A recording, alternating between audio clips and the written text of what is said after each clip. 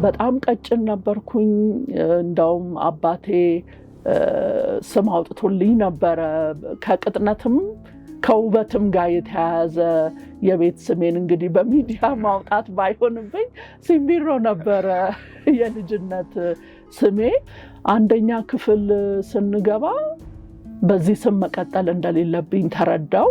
በዛ ላይ የሰፈር ልጆች በጣም ቀጭን ስለነበርኩኝ ባጠገባቸው ሳልፍ ምናምን ይሉ ነበረ። ልክ በነፋስ ትወሰጃለሽ የሚል አይነት እንትንና ያው ሱስ እንደምታውቀው ፈቃድን ይፈልጋል። ያ ሰው ፈቃደኛ ሆኖ ለማቆም የተሻለ ህይወት ለመምራት ራሱ ፈቃደኛ ሆኖ ካልተነሳሳ በማስገደድና ቤተሰብ ስለፈለገ አይሆንም እንደምታውቀውና ያሳዝነኛል። የሱ ህይወት ሙዚቀኛ ነው፣ ያቀናብር ነበረ ሙዚቃ። የሚገርም ነገር አጫሉ ሁንዴሳ ራሱ እኛ ቤት ይመላለስ ነበረ። ስቱዲዮ እኛ ቤት ነው የነበረውና ሱስ ስንል ምን አይነት ሱስ ነበር? ሲጀምረው እንዴት ጀመረና መጨረሻ ላይ ህይወቱ መጥፋት ምክንያት እስከሚሆን ድረስ እንዴት ነው ሊደርስ የቻለው? ትንሽ ንገሪኝ። ሱስ ገዳይ እንደሆነ ብዙ ሰው አያስብም። ሲገባበትም እንደ ቀልድ ነው ብዙ ሰው የሚገባበትና ሰው ለራሱ ካወቀ ለጤናው ካሰበ ለምን አያቆምም? ምን ያግደዋል? ፈቃዱ በእጁ እንላለን፣ ግን ውስጡ ላለ ሰው በጣም ከባድ ነው። ሱስ የአእምሮ መዋቅሮችን ሁሉ ነው የሚቀይረው።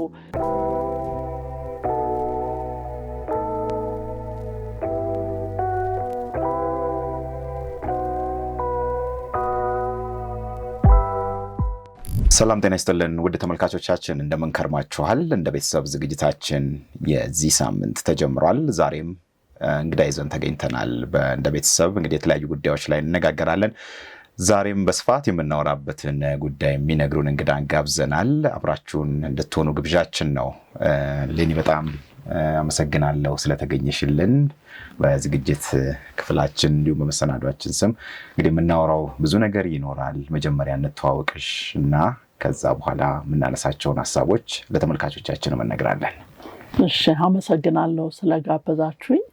ስሜ ሌኒ ምስጋናው ይባላል። ወይዘሮ ሌኒ ምስጋናው። ወይዘሮ ምለው በምክንያት ነው። ምክንያቱም ከአእምሮ ህመም ጋር የምኖር ሰው ነኝ እና የአእምሮ ህመም ያለበት ሰው ትዳር ይዞ ልጅ አግኝቶ የመኖር እድል ጠባብ ነው ስለሚባል ለዛ ነው ወይዘሮን ጠበቅ ያደረኩት። የአእምሮ ህክምና አገልግሎት ተጠቃሚዎች ማህበር ፕሬዝዳንት ነኝ፣ አባል መስራች ነኝ። ፕሬዝዳንት ሆኜ እያገለገልኩ እገኛለሁ። ባለትዳርና የአንድ ሴት ልጅ እናት ነኝ። እንግዲህ ሌላውን ደግሞ በሂደት እናገኘዋለን። በጣም ጥሩ። እንግዲህ እንግዶቼ ሲመጡ ሁሌ መጀመሪያ ማስፈቅደው አንቺ እያልኩኝ ልቀጥለው የሚል ነው። ፕሊዝ። አዎ እባክህ። እሺ፣ በጣም አመሰግናለሁ። ከዚህ በኋላ አንቺ እያልኩ ቀጥላለሁ። የተገናኘነው ብዙ ጉዳዮችን ለማውራት ነው። በተለይ ከአእምሮ ጤና ህክምናውንም በተመለከተ ብዙ ማናወራቸው ጉዳዮች አሉና ሐኪሞችን እንጠይቃለን በተለያየ ጊዜ። ግን ባለቤቱ በዛ ውስጥ ያለፈው ሰው ከህይወት ልምዱ ካለፈበት መንገድ ለመናገር ብዙ ጊዜ አይደፍሩም። አንቺ ያንን መንገድ አልፈሽ ወጥተሽ እኔ እንዲነበርኩኝ መኖር ትችላላችሁ፣ ይሄን ማድረግ ትችላላችሁ፣ ህይወት መቀጠል ይችላል የሚለውን ያሳየሽ እኔ እስከማውቀው እዚህ ሀገር ከገጠሙኝ ሰዎች ውስጥ አንዷ ነሽ። ጭራሽ እንደውም ማህበርን መስርታችኋል። ትንሽ ስለ ማህበሩ እናውራና ስለ አንቺ ህይወት እንቀጥላለን። እሺ፣ ማህበሩ እንግዲህ የአእምሮ ህክምና አገልግሎት ተጠቃሚዎች ማህበር ይባላል። ስሙ ረዥም ይመስላል፣ ግን ባጭሩ የአእምሮ ህሙማን ማህበር ነው። ግን ያው አሉታዊ አመለካከቱን ለመቅረፍ ነው ስሙን ትንሽ ለወጥ አድርገ ነው የአእምሮ ህክምና አገልግሎት ተጠቃሚዎች ማህበር ያልነውና ይሄ ማህበር እንዲመሰረት ትልቁን ድርሻ የተወጣ ሜንታል ሄልዝ ሶሳይቲ የሚባል የአእምሮ ጤና እንክብካቤ ማህበር የሚባል ነበረ። ምናልባት ታስታውሳቸው እንደሆነ ጋሽ ኢየሱስ ወርቅ ዛፉ እና ቤተሰቡ የመሰረቱት የቤተሰብ ድጋፍ ነው እና አድቮኬሲ ላይ ይሰራል፣ ግንዛቤ ማስጨበጥ ላይ ይሰራ ነበረ እና እንዳጋጣሚ ያው በፈንድም ጥረት በተለያየ ምክንያት ወደ መዘጋት ሲሄድ ራእዩን የተረከቡት አንዳንድ ሳይካትሪስቶች ለምን ይሄንን ነገር የሰርቪስ ዩዘር አሶሲዬሽን አይነት ነገር አቋቁመን ለምን ይሄ ስራ አይቀጥልም በባለቤትነት እነሱ እየመሩት የሚል ሐሳብ ኖራቸውና በዚህ ላይ ፕሮፌሰር አታላይ ዓለም የሜንታል ሄልዝ ሶሳይቲ ቦርድ ቼር ነበሩና በሳቸው ግፊትና በሌሎች ሳይካትሪስቶች አመቻችነት እየታከምን ግን ጥሩ የማገገም ሂደት ላይ የነበርን ህመምተኞቻቸውን አሰባሰቡንና በዚህ መልኩ ነው እንድንመሰረት የሆነው። ምናልባት ቀድሜ እንዳልሄድ እዚህ ላይ ባነሳው ስለ ግል ተሞክሮዬ ባነሳ ትፈቅድልኛለህ? ይሄ ነገር ውስጤ የነበረ ነገር ነው። በተለይ ይሄ የአእምሮ ህመምተኞች አንድ ላይ ተሰብስበው ድጋፍ የመሰጣጠት ነገር እንዲኖር በጣም እመኝ ነበረ፣ እኔም በግሌ ማለት ነውና ይሄ ነገር የተጸነሰው መቼ ነው? ታላቅ እህቴን ልጠይቅ ውጭ ሀገር ትኖር ነበረና እሷ ጋር ስሄድ ለ3 ወር ያህል ነው እዛ የቆየሁትና የሚገርም ነገር እዛ መቆየቴ ካልቀረ ለምን ለአእምሮ ጤናዬ የሆነ ነገር አላረግም ብዬ እንዲሁ ሰርች ሳደርግ ኦንላይን የሆነ ሰፖርት ግሩፕ የሚባል የባይፖላር ሰፖርት ግሩፕ የሚባል አገኘሁኝ ማለት ነውና በጣም ተገረምኩኝ። በጣም ቅርብ ነው ለእህቴ ቤትና ለምን አልጀምርም ብዬ ሰኞ ነበረ የሚሰበሰቡት ማለት ነው። ሀገር ቤት ነው?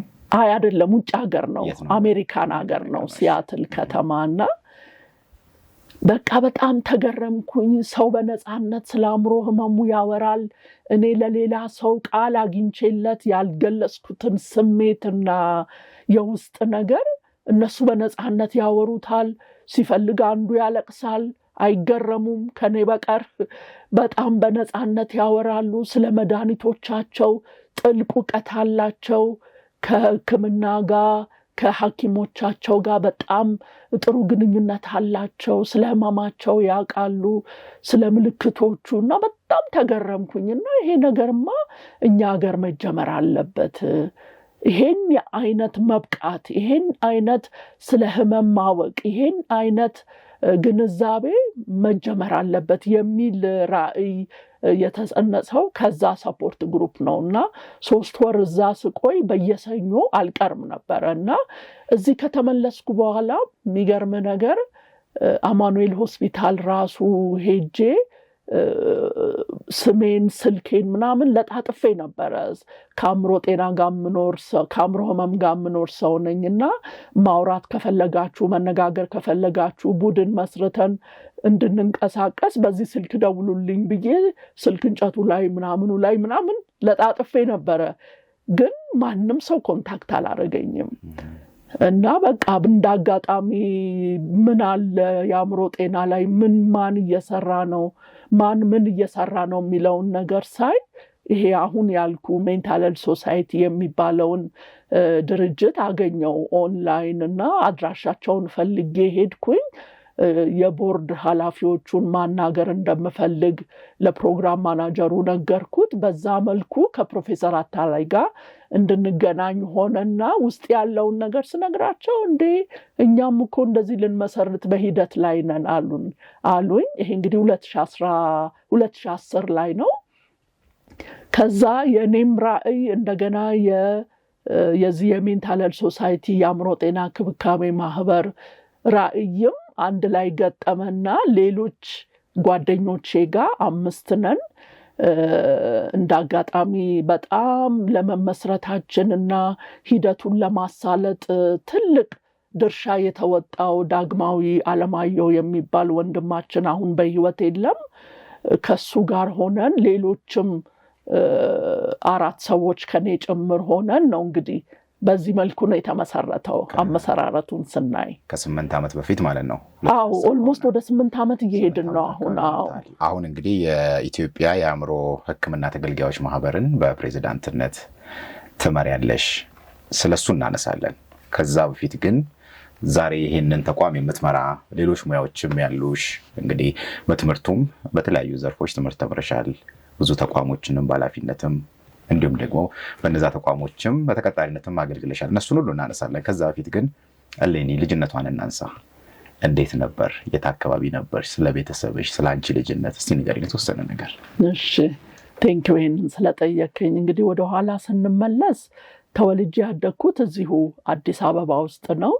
ዘነበ ወርቅ የሚባል አለርት ሆስፒታል አካባቢ ያለ ቦታ ነው። ለቤተሰቤ ሁለተኛ ልጅ ነኝ። 4 ነን። አንድ ታላቅ እህት አለችኝ፣ ታናሽ እህት አለችኝ፣ ታናሽ ወንድም አለኝ። የመጨረሻ ቤተሰቦቼ በሕክምና ውስጥ ያሉ ሰዎች ናቸው። አባቴ የአይን ሐኪም ነበረ፣ በአለርት ሆስፒታል ይሰራ ነበረ። እናቴ ደግሞ ነርስ ነበረች። ከዛ በኋላ ራሷን አሻሽላ ትምህርትም ተምራ የጥርስ ሕክምና ላይ ነበረ የምትሰራውና ይሄንን የምለው በምክንያት ነው። በጣም የጠቀመኝ ነገር ስለሆነ የነሱ በሜዲካል ዓለም ውስጥ በሕክምና ዓለም ውስጥ ማለፋቸው ለኔ ማገገም ሂደት ትልቅ አስተዋጽኦ ስላለው ነው እዚህ ጋር ያነሳሁትና እንግዲህ እንደዛሬው ኬጂ 1 2 3 አይባልም። ቄስ ትምህርት ቤት ነው የተማርኩት እዛው ሰፈር አካባቢ። አሁን አዲስ ህይወት ይባላል ትምህርት ቤቱ። እዛ ቄስ ትምህርት ቤት ስማር ቆየው። በልጅነቴ በጣም አይናፋር በጣም ዝምተኛ ልጅ ነበርኩኝና በጣም ቀጭን ነበርኩኝ። እንደውም አባቴ ስም አውጥቶልኝ ነበረ ከቅጥነትም ከውበትም ጋር የተያያዘ የቤት ስሜን እንግዲህ በሚዲያ ማውጣት ባይሆንብኝ ሲምቢሮ ነበረ የልጅነት ስሜ እና የልጅነት እልሃለሁ እንጂ ትምህርት ቤት ቄስ ትምህርት ቤት ሁሉ ሲምቢሮ ነበረ የምባለውና አንደኛ ክፍል ስንገባ በዚህ ስም መቀጠል እንደሌለብኝ ተረዳው። በዛ ላይ የሰፈር ልጆች በጣም ቀጭን ስለነበርኩኝ ባጠገባቸው ሳልፍ ምናምን ይሉ ነበረ። ልክ በነፋስ ትወሰጃለሽ የሚል አይነት እንትንና በጣም የተለያዩ ነገሮችን አስተናግጃለሁ። አይ ቲንክ ይሄ ወደ ውስጥ ሁሉን ነገር ወደ ውስጥ የማድረግ ነገሬ ከዛም ጋር የተያያዘ ነው ብዬ አስባለሁ። አሁን ቡሊንግ የምንለው በሰውነት ቅርጽ በተለያየ ነገር በውጫዊ በአካላዊ ገጽታ ምክንያት የሚደርስ ስድብንና ዝቅ አድርጎ የመታየትን ነገር ኤክስፒሪየንስ አድርጌያለሁና ከዚህ ስም ጋር በተያያዘ አንደኛ ክፍል ስመዘገብ የሚገርም ነገር ራሴ ነኝ ስምሽ ማን ነው ተብሎ ሲመዘገብ እሌኒ አልኩኝ ማለት ነው። በወቅቱ ስለ ንግስት እሌኒ ሰምቼ ነበረ እና በጣም ኢምፕረስ አርጋኝ ነበረ። የክርስቶስ ኢየሱስን መስቀል የሚያህል ነገር ያገኘች ሴት ብዬ በውስጤ አደንቃት ነበረ እና ስም ስጠየቅ አውቶማቲካሊ እሌኒ ብዬ አልኩኝ። ቤት ስመጣ በርግጥ ተገርፍ ያለው አባቴ በጣም ተቆጥቶኛል። ግን ያው በዚህ መልኩ ነው ስሜም እንትን ያለውና ስምሽን ራስሽ ነሽ ያወጣሽው? ስሜን ራሴ ነኝ ያወጣሁት። የሚገርም ነገር ነው። ሀገሮች ላይ ሰምቻለሁ ቤተሰብ የሚያወጣው ስምን በኋላ ቆይተው ልጆች ላይ ወዱ ይችላሉ ተብሎ በጊዜያዊነት ይቆይና ልጆቹ ይወስኑ የሚል ማህበረሰብ አንዳንድ ቦታ አለ ሲባል ነበር። እሱን አንቺ ተግባር ያርገሻል ብዬ ነው። አዎ ኮንሰንት ባይኖረኝም በራሴ ፈቃድ ነው ያደረኩት። ግን ያው ጸድቆልኝ በዛ ስጠራ ቆየው። እንግዲህ የማነ ብርሃን የሚባል ትምህርት ቤት ነበረ፣ የመንግስት ትምህርት ቤት። አሁን በጣም ለምቶ አስፋልት ምን ተሰርቶለት ነበረ። ያኔ ግን ወንዝ ሁሉ እየተሻገርን ጫካ እያለፍን ነበረ የምንሄደው። ትንሽ ራቅ ይላል፣ አንድ 3-4 ኪሎ ሜትር ይሆናልና እዛ ነበረ የተመዘገብኩት። እዛ ስማር ቆየው። በኋላ ላይ ግን ቤተሰቦቼም የኑሮ ደረጃቸውም ሲሻሻል አባቴም የአይን ሕክምና ተምሮ እድገት ሲያገኝ ምን ሲል ለምን የግል ትምህርት ቤት አናስተምራቸውም ተብሎ ከታላቅ እህቴ ጋር መሰረተ ሕይወት ቤተክርስቲያን ትምህርት ቤት የሚባል አሁን ወደ ጌጃ አካባቢ አብነት አካባቢ ያለ አለ። እዛ ገባን። ከዛ ጀምሮ እንግዲህ እስከ 8ኛ ክፍል እዛ ነው የተማርኩት። በቤተክርስቲያን ጥሩ እንቅስቃሴ የነበረኝ ልጅ ነበርኩኝ። ምንም ልጅም ብሆን ግን በቤተክርስቲያን በህፃናት መዘምራን ከዛ በኋላ ኳየርም ሲቋቋም በመዘምራን ህብረት ውስጥ በድራማና ስነ ጽሁፍ ግጥሞች ገጥም ነበረ። በግጥም በማቅረብ ድራማ በመስራት እንደዚህ እሳተፍ ነበረ እና ጥሩ በቤተክርስቲያን ጥሩ ተሳትፎ ነበረኝ። እንደውም አስተምር ሁሉ ነበረ ህፃናትን የኳየር አባላትን መጽሐፍ ቅዱስ አስተምራለሁ። አንዳንድ ነገሮች እያነሳን ስንወያይ ውይይት እመራለሁ። አክቲቭ ልጅ ነበርኩኝ በቤተክርስቲያን በነበረ ሂደትና እንግዲህ ልጅነቴ ይህንን ይመስላል። ምናልባት የረሳሁት ነገር ካለ ታስታውሰኛለህ? እህት ወንድሞች ነበሩኝ። ታላቅ እህት አለችኝ በ1 ዓመት የምትበልጠኝ። እሷ አሁን ውጭ ሀገር ነው ያለችው። አግብታ 2 ልጆች ወልዳ ሲያትል ከተማ ትኖራለች። ታናሽ እህቴ ታናሽ ተባለች እንጂ እናትና አባቴ አሁን በህይወት የሉም፣ በተለያየ ጊዜ አርፈዋል እና የኔን ሶሻል ወርከር ናት ባይ ፕሮፌሽን እና ማስተርሷን በሶሻል ወርክ ነው የሰራችው እና ኦልሞስት ትምህርቷን ለኔ ብላ እንደተማረች ያህል ነው የምቆጥረው። እና በተለይ እናቴ ካረፈች በኋላ መጀመሪያ አባቴን ያረፈው፣ ከዛ እናቴ ካረፈች በኋላ የኔን የጤና ሁኔታ እንግዲህ ታላቅ ነኝ በቤቱ የለችም ታላቅ እህቴ በጊዜ በቶሎ ነው ከቤተሰብ ወደ ውጭ ሀገር ሄደችው። እሷ ነበረች ቤተሰብን በመምራት የኔን የጤና ሁኔታ በመከታተል ሆስፒታል አብሮ በመሄድ መድኃኒቶችን ማኔጅ በማድረግ በጣም ትልቅ ጉልበት ሆናኛለች። በ7 ዓመት የምበልጣት እህቴ ናት፣ ግን እንደ ታላቅ ነው የምትታየው እስካሁን ድረስ በቤት ውስጥ በጣም ኃላፊነት የምትሸከም በሙያዋም ደግሞ ሶሻል ወርከር ስለነበረች ለኔ የግል ሶሻል ወርከር ነበረች ማለት እችላለሁ። ታናሽ ወንድም አለኝ። ስለሱ ሳነሳ ያው አዝናለሁ። በልጅነቱ ነው ያጣነው። በልጅነት ስለ 34 ዓመት አካባቢ ሆነዋል እና በሱስ ምክንያት ነው ያጣነው። አስቸጋሪ ሁኔታ ውስጥ አልፈናል። ለኔም ለአእምሮ ጤናዬም ከባድ ጊዜ አሳልፈናል። ያው እንደምታውቀው አንድ ሰው በሱስ ውስጥ ካለ ቤተሰብ ሁሉ ነው የሚቸገረው እና በጣም ተግዳሮት ያለበት ህይወት አሳልፈናል። በተለይ ታናሽ እህቴ ለስራ ወደ ውጭ ሀገር ሄዳ አሁንም ውጪ ነው የምትሰራ ያለችው እና ኦልሞስት ብቻዬን ነው የነበርኩት ከሱ ጋር እና ከባድ ነው። እንቅልፍ መተኛት የለም፣ እሱን መጠበቅ አለ። ተኝተህም ቢሆን እሱ ሲመጣ መቀስቀስ አለ። አካላዊ አቢዩዝ ነበረ። ብዙ ስድቦችን ታስተናግዳለ። ከባድ ነበረ ብታይ። መተኛትም አትችልም። እሱ ከመጣ እሱ እንቅልፍ እስኪወስደው ድረስ አይፈቅድም ማንም ሰው እንዲተኛና መጨረሻ ላይ ያው ከሐኪሜ ጋር በመመካከር እንግዲህ አንዳንዴ እንቅልፍ ሲያስቸግረኝ የእንቅልፍ መድኃኒት ወስዳለሁ፣ ጠቀማለሁ፣ ሐኪም ያዞልኝ ማለት ነው። ግን መድኃኒትም ወስጄ ግን መተኛት አልችልም እና ጠዋት ደግሞ ስራ መሄድ ይኖርብኛልና ከባድ ጊዜ ነበረ። መጨረሻ ላይ ከሐኪሜም ጋር ከቤተሰብም ጋር ተመካክረን ተከራይቼ ወጣሁኝ። እናቴ አባቴን ቤት ለሱ ትቼ ተከራይቼ ወጣሁኝ። መጨረሻ ላይ ያው ከዛ በኋላ በህይወት አልተገናኘንም። የሚያሳዝን ነገር ነው የሆነው። ሱስ ምን ያህል ከባድ እንደሆነ ምን ያህል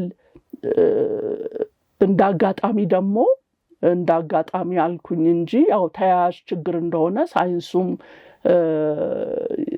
ደርሶበታልና ከሱሱ ጋር በተያያዘ የአእምሮ ህመምም ኖረው በስተመጨረሻ እና ጎረቤት እስኪረበሽ ድረስ ለሰው የማይታይ ሰው ይታገለዋል እሱን በአካል በደንብ ማለት ነውና ድምጽ ይሰማል ሌሊት ይጮሃል ያንን ሰው ያገኘ የመሰለው ዕቃ ይወረውራል የቤቱ ዕቃ በሙሉ አለቀ ወንበር ጠረጴዛ ብርጭቆ ያገኘውን ነገር ይወረውር ነበርና ጎረቤት እስኪረበሽ ድረስ ከባድ ጊዜ ነበርና ወደ ሕክምና ለመውሰድም ሞክረን አልተሳካም ያው ሱስ እንደምታውቀው ፈቃድን ይፈልጋል ያ ሰው ፈቃደኛ ሆኖ ለማቆም የተሻለ ህይወት ለመምራት ራሱ ፈቃደኛ ሆኖ ካልተነሳሳ በማስገደድና ቤተሰብ ስለፈለገ አይሆንም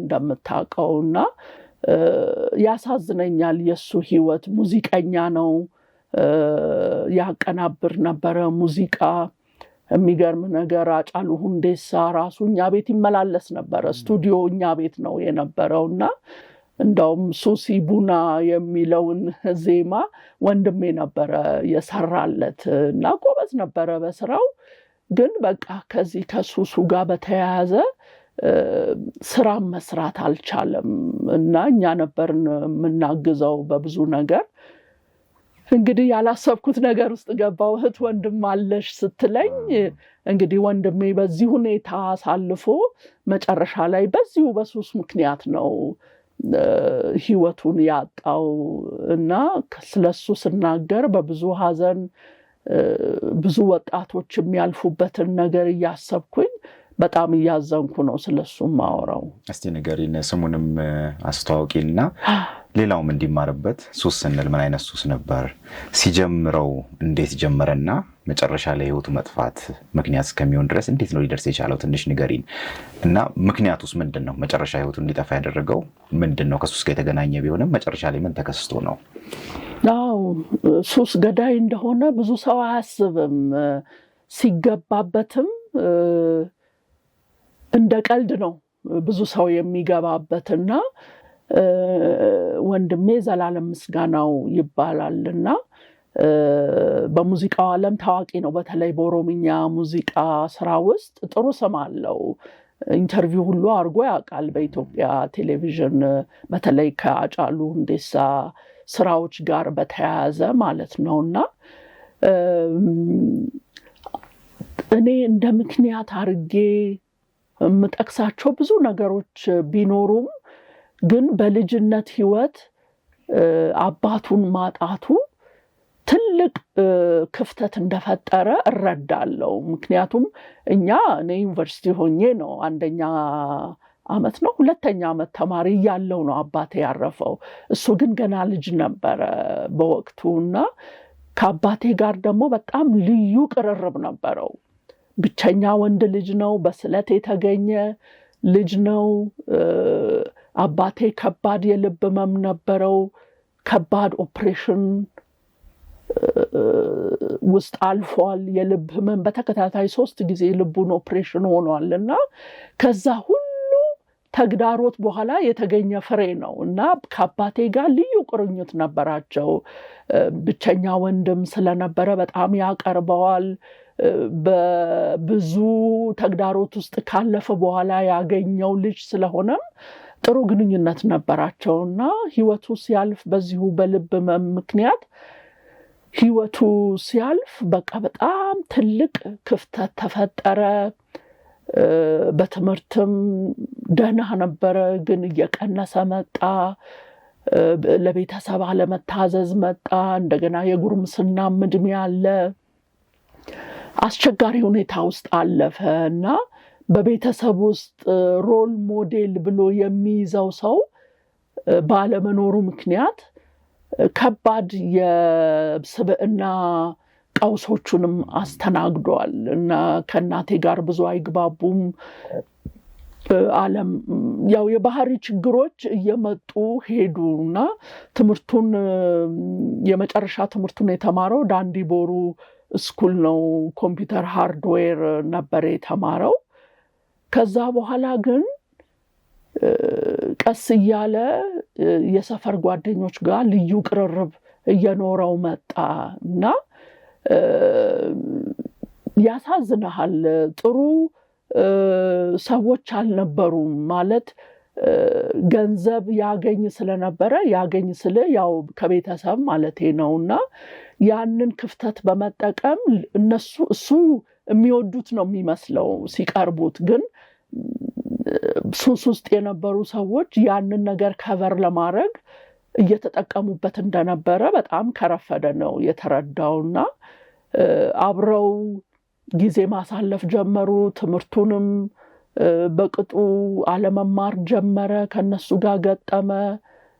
እየተለማመደ መጣ ማለት ነውና ሲጀምር በሲጋራ ሱስ ነው የጀመረው በድብቅ። ከዛ በኋላ ፐብሊክ ሆነ። ከዛ ቀስ እያለ ጫቱ መጣ።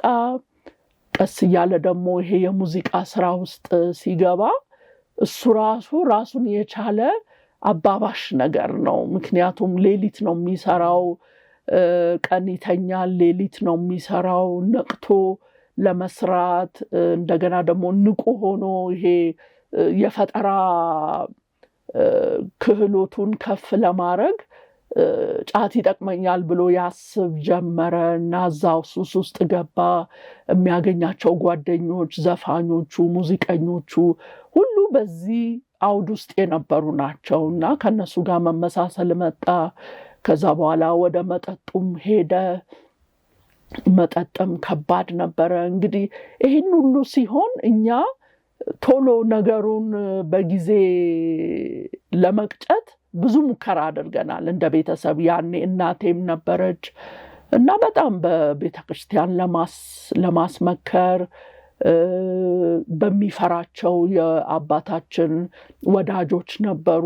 ከነሱ ጋርም ጊዜ በማሳለፍ በመምከር በተለያየ ነገር ግን አልሆነም። በቃ ውስጡ ሊላቀቅ አልቻለም ከዚህ ነገርና የስራውም ጸባይ ተጨምሮ እንደገና ደግሞ የአቻ ግፊትም የሙያ ነገሩም አንድ ላይ ተደማምሮ በጣም ዘልቆ ገባበት ማለት ነውና ረጅም ጊዜ በዚህ ሁኔታ ሳለፍን። ከባድ ነበረ ለኛ። እንግዲህ ቤተሰቦቻችን በቤተክርስቲያን ጥሩ ስም የነበራቸው የቤተክርስቲያን መስራቾች ናቸውና እንግዲህ አንድ ልጃቸው በዚህ በሱስ ምክንያት እንዲተጠምዶ ደስ የማይል ህይወት ውስጥ ሲያሳልፍ ለነሱ ትልቅ ሐዘን ነበረ። በእርግጥ አባቴ ይሄንን አላየም። እናቴ ግን በጣም ነበረ የምታዝነው፣ በጣም ነበረ የምትከፋው በዚህ ምክንያትና ብዙ ነገር ግን ለማድረግ አልቻልንም። ያው እሱ እዛ ውስጥ ስለነበረ ሌላ ህይወት አልታያለው የሚገርም ነገርና በዛ ውስጥ በጣም ረጅም ጊዜ አሳለፈ። ከዛ በኋላ በዚህ ሁኔታ ሱሱ እንደ ቀልድ ተጀመረ ማለት ነው። እንደ ቀልድ በሲጋራ በጫት ከዛ ወደ መጠጥ፣ የመጠጥ አይነቶችም እየተጨማመሩ ሌሊት ይመጣል ወደ 8 ሰዓት እኛን ይቀሰቅሰናል፣ ይረብሸናል፣ በጣም ብዙ ችግር ይፈጥራል። ከዛ ተመልሶ ይወጣል። እዛ ሰፈር ውስጥ ደግሞ ዝም ብሎ መጠጦች አረቄ ምናምን ሁሉ ከሌሎች እኩያው ካልሆኑ ሰዎች ጋር አንድ ላይ ይጠጣል፣ አንግቶ ይመለሳል። ከባድ ነበረ እውነት ለመናገርና በዚህ ሁኔታ አሳለፈ። ከዛ በኋላ ግን ከረጅም ጊዜ በዚህ ሁኔታ ውስጥ ከቆየ ከረጅም ጊዜ በኋላ በተለይ ከሲጋራ ሱሱ ጋር በተያያዘ ኃይለኛ ህመም ያዘው ማለት ነው እና ከባድ ሳል ነበረው እና somehow እንትን አደረገ። ይሄ ሲጋራ በጣም ብዙ ነበር የሚያጨሰውና ህይወቱን ሊያሳጣው እንደሚችል ተረዳ።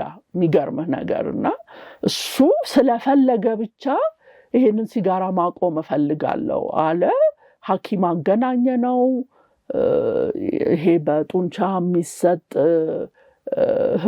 መድኃኒት አለ እና እሱን ሁሉ እህቴ ከውጭ ሀገር እየላከችለት እንትን ስለነበረው ስለደነገጠና ፍላጎት ስለነበረው ሲጋራውን ለማቆም አልተቸገረም። የሚገርም ነገር ከብዙ ዓመት በኋላም ቢሆን ፍላጎት ስለነበረው ይሄ ነገር መጨረሻዬን አያሳምረውም ብሎ ስላሰበ ማቆም ፈለገ እና ተሳካለት። የሚገርም ነገር ሲጋራውን አቆመ። ሌሎቹ ነገሮች ሁሉ ግን እንዳሉ ሆነው ማለት ነው። ጫቱ ቀጠለ፣ መጠጡ ቀጠለ እና በዚህ ሁኔታ ብዙ ሞከርን። በተለይ ከሲጋራው ጋር በተያያዘ ሌላውንም እንደዚሁ ማቆም ትችላለህ ብሎ ሐኪሙም ጋር ጥሩ ግንኙነት ነበረው እና እዛም ሊመክረው ፈለገ። ግዴታ ማኑኤል መሄድ የለብህም፣ ለዚህ የግል ሆስፒታሎች አሉ። እንዳጋጣሚ ገነት ሆስፒታል የሚባል ነበረ ወደ ኬኬር አካባቢ፣ አሁን የለም። እዛ ነበረ ሐኪሙ የሚያየውና ለምን እንደተኛ ማንም ሰው አያውቅም። ምንም አሉታዊ አመለካከት የሚኖረው ሰው የለም። ለምን እንደተኛ ማንም ሰው አያውቅም። ክፍለ ሀገር ሄድክ ብለን እናስወራለን። እባክህ ትንሽ ጊዜ ተኛና ይሄንን ሱሱን ታከም አልነው። የሚገርም ነገር ፈቃደኛ ሆነ የሆነ ጊዜ ላይ ማለት ነው። በቃ ከታናሽ እህቴ ጋር በጣም ደስ አለን። ቀጠሮ ይዘን ምን ብለን ብዙ ነገር ካሳለፍን በኋላ መጨረሻ ላይ ቀኑ ሲደርስ ቅዳሜ ልንሄድ ዓርብ ዕለት እንደዛ ረብሾ አያውቅም። በቃ ጠጥቶ መጣ። እናንተ እኔን ልታጀዝቡኝ ነው፣ አንቺማ ኦልሬዲ የአእምሮ ህመምተኛ ስለሆንሽ እንዳንቺው ልታረጊኝ ነው፣ ልታፈዙኝ ነው፣ ልታጀዝቡኝ ነው ብሎ በጣም ተቃወመን። በጣም አዘንን። ብዙ ነገር አስተካክለን ነበረ እና ቅዳሜም አልተሳካም። እንዲህ ጫፍ የደረሰ ኢፈርቶችም አድርገን ነበረ። ግን በቃ እየጎዳኝ ነው ይሄ ነገር ብሎ ቀላል ይመስላል አሁን እዛ ውስጥ ለሌለ ሰው ለራሱ ካወቀ ለጤናው ካሰበ ለምን አያቆምም? ምን ያግደዋል? ፈቃዱ በእጁ እንላለን። ግን ውስጡ ላለ ሰው በጣም ከባድ ነው። ሱስ የአእምሮ መዋቅሮችን ሁሉ ነው የሚቀይረው። ሰው በኖርማል ሂደት ውስጥ የሚያገኛቸውን የደስታ ምንጮች፣ የደስታ ሆርሞኖች ሁሉ በሱሱ ምክንያት እንደመጣ አድርጎ መልእክት ስለሚልክላቸው ከዛ ህይወት ውስጥ ሌላ ህይወት አይታይም እና ከባድ ነው እና ውጪ ላለ ሰው በሱስ ውስጥ የሌለ ሰው ለማቆም ቀላል ይመስለዋል። ግን በጣም አእምሮን የሚይዝ ነገር የአእምሮን አሰራር የሚቀይር ስለሆነ ከባድ ነው እና ወደ ወንድሜ ህይወት ስመለስልህ በስተመጨረሻ እንዳልኩ ሱሱ ወደ አእምሮ ህመም ኢንዱስድ ሆነ ማለት ነው እና ቲፒካል ይሄ ሳይኮሲስ የምንለው ለሰው የማይታይ ነገር መታየት፣ ከገሃዱ ዓለም የወጣ እይታ መኖር፣ ድምጾች መስማት አይነት ነገር ትንሽ ምልክቶች ቢኖሩም በጣም እየበዛ እና በየቀኑ ይሄንን ኤክስፒሪየንስ ማድረግ ጀመረ ማለት ነው እና ቀንም ሌሊትም በቃ ከባድ ህይወት ማሳለፍ ጀመረ። እኛ የሚሉን ምንድነው? እኔ አልፈልግህም፣ አትምጣ ቤቴ፣ አልፈልግህም፣ ሂድልኝ ይላል። ልክ አታክ ሊያደርገው የመጣ ያለ ሰው እየመሰለው ማለት ነው። ይሄ የመጣው ምንድነው? በጣም ኦቨርዶዝ ይወስድ ነበረ።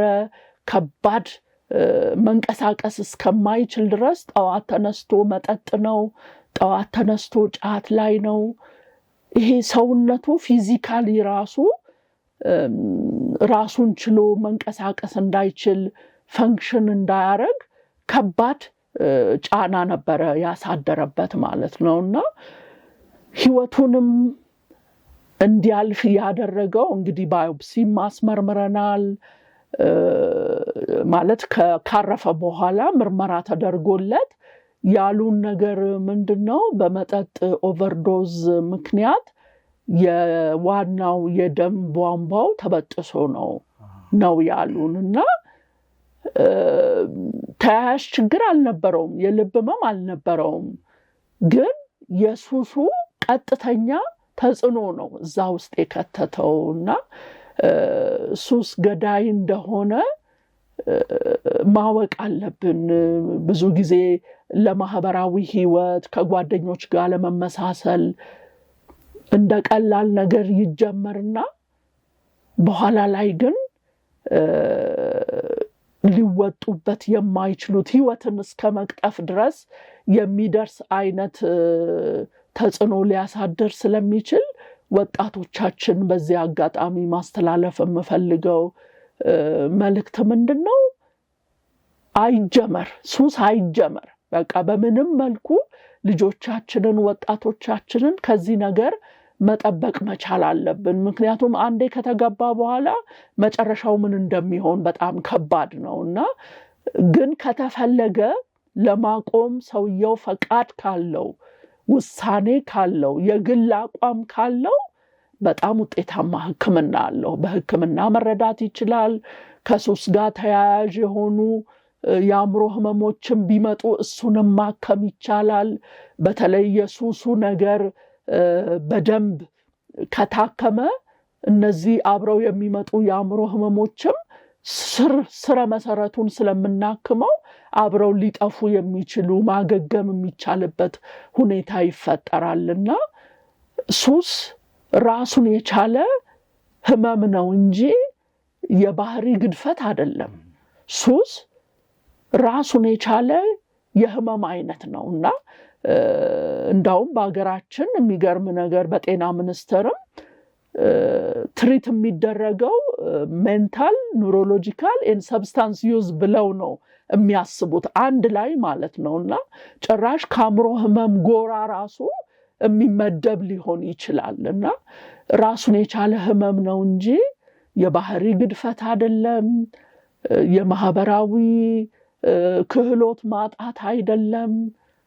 ወይ መጥፎ ሰው መጥፎ ባህሪ የማሳየት ምልክት አይደለም። ችግር እንደሆነ ወላጆችም መረዳት አለብን፣ አስተማሪዎችም መረዳት አለብን፣ ህብረተሰቡም መረዳት አለበትና መታከም የሚችል ውጤታማ ሳይንሱ በጣም ብዙ ለውጦችን አሳይቷል። ወንድሜ ሱስ የጀመረበት እድሜና አሁን ያለው የሳይንስ ግኝት በጣም የተራራቀ ነው። አሁን በጣም ውጤታማ መድኃኒቶች አሉ። በጣም ይሄ ዲቶክስ ለማድረግ የሱሱን ተጽዕኖ ከሰውነት ውስጥ ለማውጣት የምንጠቀምባቸው ዘዴዎች፣ የምንጠቀምባቸው የስነ ልቦና ድጋፍ አይነቶች፣ የምንጠቀምባቸው በደንብ መድኃኒቶች ራሱ በጣም ሳይንሱ የረቀቀ ሁኔታ ላይ ደርሷል አሁንና በሱስ ውስጥ ያሉ ወገኖችን ጥሪ ማቅረብ የምፈልገው አብዛኛው አእምሮ ህመም የሚሰጥበት ተቋም አብረው የሱስ ህክምናን ይሰጣሉ። በግልም አለ በመንግስትም አለ። ትንሽ ቀን ተኝተው ቢታከሙና በተለይ ፈቃዱ ያላቸው እግዚአብሔር መቼም ነፃ ፈቃድ ሰጥቷል ለሰው ልጅና መወሰን ትልቅ አቋም መውሰድ ትልቅ ኢምፖርታንት ነገር ነውና ያንን ለማድረግ ፈቃደኛ የሆኑ ሰዎች የሚያግዛቸው ሳይንስ ስላለ ወደ ህክምና ተቋም እንዲሄዱ ምክሬን በዚሁ አጋጣሚ ማስተላለፍ እፈልጋለሁ። ማንሳት የፈለኩት ምንድነው አሁን ብዙ ነገሮችን የነገርሽን ነው። ዛሬ ስለ አእምሮ ጤና ያለሽ ዕውቀት ዛሬ ያለሽ አንቺ ብዙ አውቀሽ በጉዳዩ ላይ ብዙ ሰርተሽ ሰፋ ያለ እይታሽም ተቀይሯል። ያኔ የነበረውን ግን ስናስብ አሁን ብዙ ቤተሰቦች ልክ አንቺ የምታነሹ አይነት ችግር ውስጥ ወይ ወንድማቸው የልጃቸው ገብቶ ያ እናንተ ያን ያለፋችሁትን አሁን እያለፉ ያሉ ሰዎች ይኖራሉ። ብዙ ጊዜ ሐኪሞቹ ሱስን ከአእምሮ ጤና ጋር ቢያገናኙትም እንደ ቤተሰብ ደግሞ ብዙ ጊዜ ሲታይ ሱስ ራሱን የቻለ ተደርጎ ይታያል። ከአእምሮ ጤና ጋር የሚገናኝ ነገር የለውም ይባላል። የመጀመሪያው ውሳኔ የዛ ሰው ቢሆንም ከተወሰነ ጊዜ በኋላ ግን ሲደጋገም ያው በዛ ቁጥጥር ውስጥ ነው ያ ሰው የሚሆነውና መሰልቸት፣ ቤተሰቡን አሰደበ ማለት ከዛ ያንን ሰው እንደውም መግፋትና ሱል ውስጥም ወይ ደግሞ ወደ መደበቅ ውስጥም እንዲገባ የሚያደርግ ነገር ደጋግመን እናያለንና ዛሬ ላይ ሆነሽ ስታስቢው ምናልባት ስለ ወንድምሽ ስታስቢ በጊዜው ሱሱን ከአእምሮ ህመም ጋር አገናኝታችሁት ነበር ያኔ ወይስ አርፍደናል ብለሽ የምታስቢው የቱ ጋር ሲሆን ነው ይሄ ነገር ሁለቱ ተገናኝቶ ልናግዘው የሚገባው? ቤተሰብስ እንዴት ነው ሊያስብ የሚገባው? ይሄንን ነገር አሰደበኝ በራሱ ፍላጎት ይሄን ነገር አረገ ከማለት ይልቅ እንዳይሰለች ልክ እሱ በሚወስንበት ጊዜ ላይ እስኪመጣ ድረስ ምንድን ነው ሊደረግ የሚችለው? የዛኔውን እያሰብሽ ዛሬ ያለሽ እውቀትና ግንዛቤ ላይ ሆነሽ ስታስቢው ምን ይሰማሻል? እስቲ እሱን ትንሽ እናውራበት። አዎ ጥሩ ጥያቄ ነው የጠየቀኝ ቴዎድሮስ። እውነት ለመናገር ወደኋላ ሄጄ ሳስበው ከሌላው ህብረተሰብ የተለየ አመለካከት አልነበረንም፣ እንደ ቤተሰብ ማለት ነው። ቤተሰቦቻችን በተለይ ወላጆቻችን በህብረተሰብ ውስጥ ጥሩ ስም ያላቸው በቤተ ክርስቲያን ኮትኩተው ያሳደጉን። እንግዲህ ወንድሜ ራሱ ለመዘምራን ህብረት ኪቦርድ ይጫወት ነበረ። በደንብ ብቻ በቤተ ክርስቲያን ተኮትክተን ያደግን ነበረ እና እንዲህ አይነት ህይወት እኛ ቤተሰብ ውስጥ ሲመጣ አሁን እንዳልከው የማፈር አንገት የመድፋት በቃ በሱ ምክንያት የቤተሰቦቻችን ስም እንደጎደፈ አድርገን በምክር የምንመልሰው መስሎን ነበረ እውነት ለመናገርና የምንሞክረው እንደ ቤተሰብ የምንሞክረው ነገር ሁሉ ከዛ ጋር የተያያዘ ነው። እንደ ባህሪ ችግር ሲጀምር ደግሞ በጣም በትንሽነቱ ስለሆነ የጀመረው የጉርምስና እድሜ አድርገንም የወሰድንበት ጊዜ ነበረ እንጂ ሕክምና እንዳለው ውጤታማ ሕክምና እንዳለው በሕክምና መረዳት እንደሚችል በጣም ከረፈደ ነው የተገነዘብነው ማለት ነው። እንዳውም ታናሽ እህቴ የማስተርስ ቴሲሷ ራሱ ሰብስታንስ ዩዝ ላይ ነው የሰራችው እና እርግጠኛ ነኝ የተወሰነ ነገር ጨምሮላታል። እሱ ያምረርቶናል ምንም ባይሳካልንም ግን ወደ ሕክምና የመምጣቱ ሂደት ቀስ በቀስ እሱንም ወደ ማበረታታት የመጣ ነው በዚህ ምክንያት ነውና ከሌላው ህብረተሰብ የተለየ አመለካከት አልነበረንም። እኔም በግሌ እንደ ቤተሰብም ማለት ነውና ይሄንን ሳይ ምን አለ ገና ጅማሬው ላይ እያለ አንዳንዴ አስገድዶም እኮ የማረግ ነገር ሊኖር ይችላል።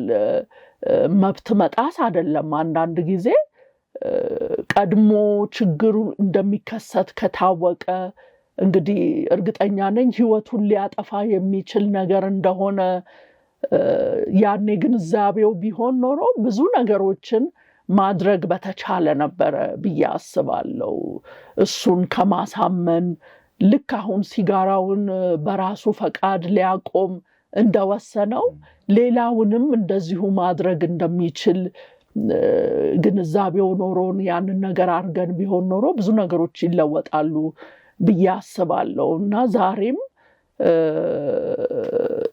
በተለይ አንድ ማስበው ነገር ወደ ሱስ ውስጥ ወደ አእምሮ ህመም ውስጥ ከተገባ በኋላ ብቻ ሳይሆን ከዛ በፊትም የመከላከል ሂደቶች እንዲኖሩን ያስፈልጋል። እንደ ቤተሰብ ነፃ ውይይት ያስፈልገናል። ልጆቻችንን ብናቀርብ ውሏቸውን ቶሎ በመከታተል ያው ወላጆች ይሄንን አያረጉም ለማለት ፈልጌ ሳይሆን ግን በስራ ውጥረት ምክንያት ኑሮን ከማሸነፍ አኳያ አንዳንድ ጊዜ መቼ እንደሚያመልጠን አናውቅም። አሁን እኔ ትክክለኛውን ጊዜ ወንድሜ ወደዚህ ህይወት ሺፍት ያረገበትን ብትለኝ ይሄ ነው የምለው ጊዜ የለም። ቀስ በቀስ ነው ያ ነገር የመጣውና በቤተሰብ ውስጥ ነፃ ውይይትን ብንለምድ ወላጆች ልጆቻቸውን ቢያቀርቡ ውሎ እንዴት ነበር መናገር እንኳን ባይፈልጉ እንደ ጓደኛ ብናቀርባቸው እንደዚህ አይነት ችግር ውስጥ ሳይገቡ በፊት ለመከላከል እድል ይሰጠናል። በተለይ አሁን ወጣቶቻችን፣ ልጆቻችን፣ ታዳጊዎቻችን ወንድሜ ከነበረበት አውድ በተጨማሪ ሌሎች ተግዳሮቶች አሉባቸው። የቴክኖሎጂ ተግዳሮት አለ፣ የሶሻል ሚዲያው ተግዳሮት አለ። በተለያየ መልኩ ለብዙ ነገር የተጋለጡ ናቸውና ያንን ነገር ዝም ካልን ወዴት ሊወስዳቸው እንደሚችል አናውቅም። ስለዚህ እኔ እንደ ቤተሰብ ፌል አድርገናል ብዬ የማስበውና የምቆጭበት ነገር ወንድሜን ቁጭ አድርገን መምከር አይደለም፣ መምከር ሳይሆን መጀመሪያውኑ እዚህ ነገር ውስጥ እንዳይገባ ሲጋራ ሲጀምር አሁን በጣም በድብቅ ነው የተጀመረው፣ በጣም በድብቅ ነው የጀመረውና ያንን ነገር ቶሎ አግኝተነው ቢሆን ስለ አባቱ በነፃነት አውርቶ ቢሆን ኖሮ ውስጡም የሚሰማውን የታመቀ ነገር ምናልባት ተቀባይነትን ያለማግኘት ስሜት ከጓደኞቹ ህይወቱን ካበላሹት ሰዎች ያገኘውን ተቀባይነት በጤናማ መልኩ ከቤተሰብ ከወዳጆች አግኝቶት ቢሆን ኖሮ ፍለጋ አይሄድም ነበረ ብዬ አስባለሁ። በእርግጥ ከባድ ነው ይሄ ነው ለማለትና ግን አሁን በእጃችን ያሉ ወጣቶቻችንን ከልጅነት እድሜያቸው ጀምሮ ይሄንን ነገር ማድረግ ብንችል በጣም ደስ ይለኛል። እንደው አንድ ኤግዛምፕል ለማንሳት ከዚሁ ጋር የተያያዘ አንድ ሆፕ ፕሮጀክት የሚባል ድርጅት አዲስ አበባ ዩኒቨርሲቲ ሲዲቲ አፍሪካ በተለይ የሚተገብረው ጥናት አለ። የጥናት ፕሮጀክት ነው እና የሚሰራው ምን ላይ ነው? ጎዳና ላይ ያሉ የአእምሮ ህመም ያለባቸው ሰዎች ላይ ነው ጥናቱ የሚሰራውና በአጋጣሚ ባለፈው ሳምንት ከአንድ እህቴ ጋር ስልጠና የምንሰጥበት እድል አግኝተን ነበረና ያገኘናቸው ልጆች በሙሉ የጎዳና ህይወት ተሞክሮ ያላቸው፣ የአእምሮ ህመም ተሞክሮ ያላቸው ግን አሁን በማገገም ሂደት ውስጥ ያሉ፣ የማገገም ማዕከላት ውስጥ ያሉ፣ አንዳንዶቹ ውጪ ተከራይተው የሚኖሩ፣ ሌሎቹ በቤተሰብ ውስጥ የሚኖሩ ተመልሰው ተቀላቅለው ማለት ነው። ግን ሁሉም ማለት ይቻላል ከአንድ ሰው በቀር 9 ሰው ነው ያሰለጠነው። ከሁለት ሰው በቀር 7ቱ በሱስ ህይወት ውስጥ ያሳለፉ ናቸው። የጎዳና ህይወት ምን ያህል ለሱስ አጋላጭ እንደሆነ የተረዳንበት ነውና በተለይ ከዛ ውስጥ ለመውጣት ቁርጠኛ ውሳኔ ማድረግ በጣም ትክክለኛ ውሳኔ ነው።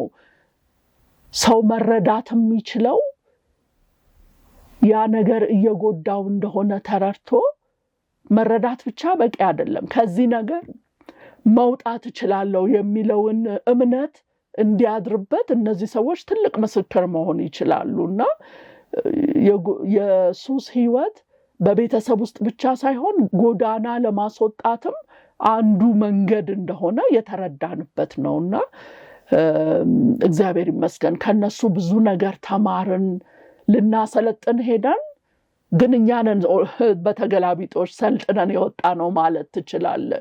ያሳለፉትን ተግዳሮት፣ በጎዳና ላይ የነበራቸውን ህይወት፣ እንደገና በሱስ ውስጥ ያሳለፉትን ተግዳሮት፣ ሴቶችም አሉ ወንዶችም አሉ፣ የነበራቸውን ጾታዊ ጥቃት ሁሉ እያሰቡ በነፃነት ህይወታቸውን ሲያካፍሉን ነበርና ይሄንን ያነሳሁት ለምንድን ነው?